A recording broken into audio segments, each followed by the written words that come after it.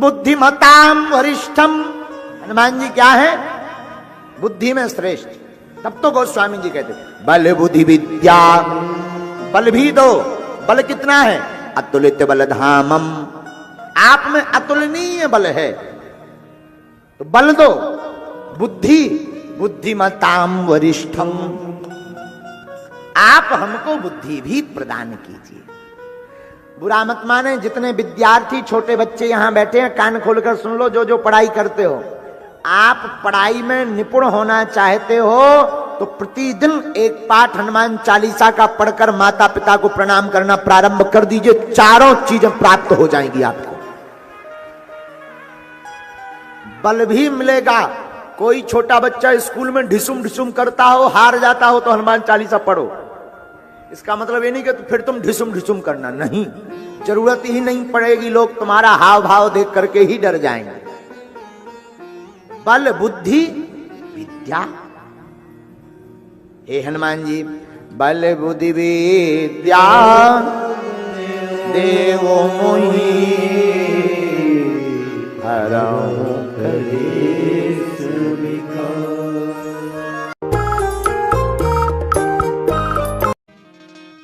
हम लोग भगवान को भी पैसों से तोलते हैं।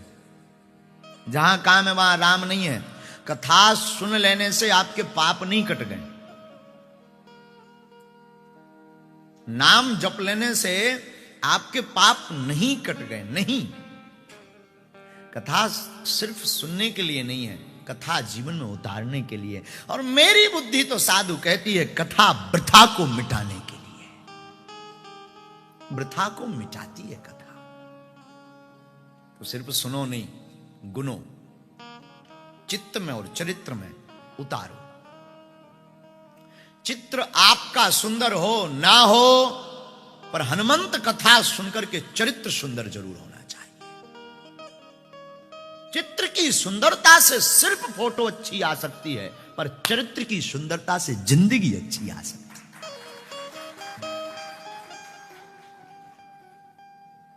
आप अपने चरित्र की सुंदरता बढ़ाओ। दान देकर के हम लोग, डोनेशन दान देकर के समझ लेते हैं कि अब हमारे सब पाप मिट गए, अब हमें तो नरक जाना ही नहीं है, अब तो सब काम हो गया। हमने 5,000 पाउंड चढ़ा दिए ना बागेश्वर वाले महाराज जी को। साधु, दान से हम ये नहीं कहते दान ना दो, धन की शुद्धि के लिए दान दो, पर राम को अगर पाना है तो राम के लिए हनुमान का सम्मान। बाबा कहते हैं दूसरे का हित करने से बड़ा कोई धर्म नहीं है, दूसरे की पीड़ा मिटाने से बड़ा कोई पुण्य नहीं है। सबसे बड़ा धर्म है परोपकार। हो सके ना आप अपनी जिंदगी में दूसरों के लिए कुछ दिन जिए। अपने लिए तो सब जीते, कौन ऐसा यहां नहीं बैठा जो अपने लिए ना जीता हो। सोचता है अपना मकान बन जाए, अपनी गाड़ी हो जाए, अपना ऐसा हो जाए, अपना वैसा हो जाए। कौन नहीं जी रहा अपने लिए? पर सच बतावे भैया, मानव वही है जो अपने साथ साथ दूसरों के लिए भी जिए। यहां पर बैठे गुरु जी पढ़ाई में मन नहीं लगता, पढ़ाई में मन नहीं लगता, पढ़ने के पहले बैठो, पुस्तक रखो, सरस्वती माता को प्रणाम करो और मोर का पंख अपने मस्तक में लगाओ। मोर का पंख मस्तक में लगा के 2 मिनट जोर जोर से बढ़िया ताली बजाते हुए कीर्तन गाओ और फिर प्रणाम करके पढ़ने बैठ जाओ। याददाश्त भी बढ़ेगी, मन भी शांत रहेगा, चित्त भी नहीं भटकेगा और याद भी हो जाएगा। हाँ, ये आज का बहुत अच्छा सूत्र हमने दिया है आपको, बहुत अच्छा पढ़ने लिखने वाले युवाओं के लिए सूत्र है। तुम्हारा मन अशांत रहता है तो ये उपाय को करो। भगवान बागेश्वर हनुमान जी ने चाहा तो कृपा हो जाएगी।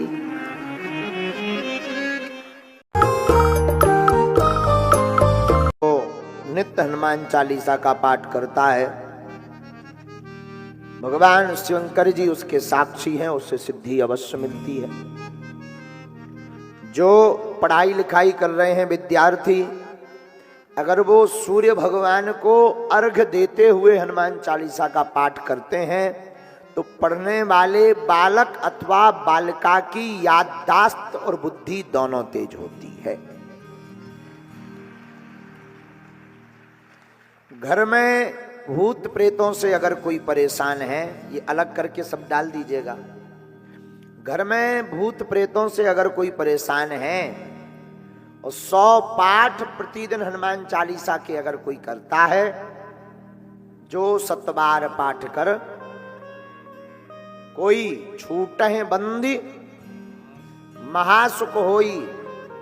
अगर प्रेत बाधा घर में परेशान कर रही तो 100 पाठ हनुमान चालीसा के करके हनुमान चालीसा की एक चौपाई का संपुट लगाकर जो 11 पाठ का हवन 40 दिन तक, चौपाई है भूत पिशाच निकट नहीं आवे, महावीर जब नाम सुनावे।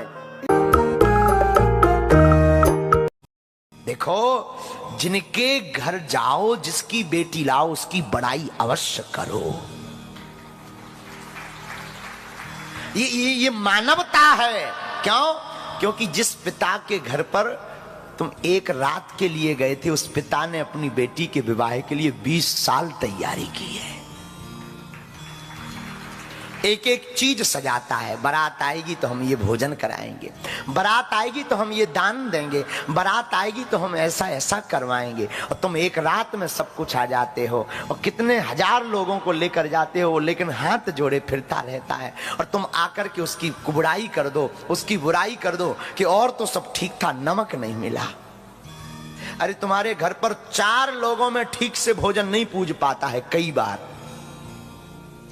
वो तो 4000 लोगों को भोजन करवा रहा। अब जिन्होंने पहली अवस्था में विद्याध्ययन नहीं की, द्वितीय अवस्था में धर्म रूपी धन नहीं कमाया, तीसरी अवस्था तक पुण्य नहीं कमाया, वह चौथी अवस्था में कुछ नहीं कर सकता है। इसलिए मेरे पागलो, एक बात करोड़ों की गांठ बांध लो। तुम पूछो क्या? करोड़ों की बात यह है कि जब भी मौका मिले, जब जागो तभी सवेरा। लोग कहते हैं महाराज बड़ा काम रहता है, जिंदगी काम में बीतती है। हम यही कहेंगे कि जब तक मरघट नहीं पहुंच जाओगे तब तक काम रहेगा। जब तक रहेगी जिंदगी फुर्सत ना मिलेगी काम से। कुछ वक्त ऐसा निकालो, प्रेम कर लो प्रभु राम से। आज के सूत्र में हम चर्चा करें, संत का मतलब जिसके नजदीक जाते ही समस्याओं का अंत हो जाए, वो संत है। कोई आपसे पूछे संत की परिभाषा क्या है? संत समाधान है। संत की परिभाषा समाधान है। जनकपुर में समस्या है धनुष की कि धनुष कौन तोड़ेगा। उस समस्या का समाधान विश्वामित्र जी जैसे बड़े ऋषि के पास है। तो संत का अर्थ है मेरे पागलो, जिसके पास जाने से समस्या का समाधान हो जाए।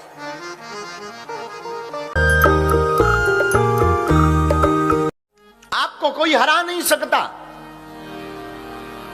आप कभी मात नहीं खाओगे। ईश्वर पर आस्था रखने वाला कभी मात नहीं खाता। आस्था मतलब शरणागत। आस्था का अर्थ जानते हो? स्वतंत्र हो जाना, जाकर के कह देना तुम हमारे और हम तुम्हारे। आस्था का मतलब है ईश्वर से नाता बना लेना, संबंध जोड़ लेना। तो याद रखो, जरूरी नहीं तुम ईश्वर से जुड़ो, आस्था रखो। हो सके तो किसी गुरु की शरण में भी आस्था रखो।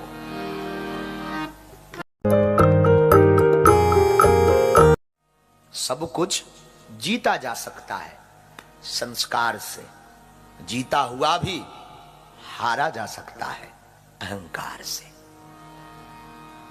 आप सब कुछ जीत सकते। रावण ने संस्कार और बल के प्रभाव से क्या क्या नहीं जीता, रावण क्या क्या नहीं हारा, ये भी पढ़ना कभी। वंश भी हारा, घर भी हारा,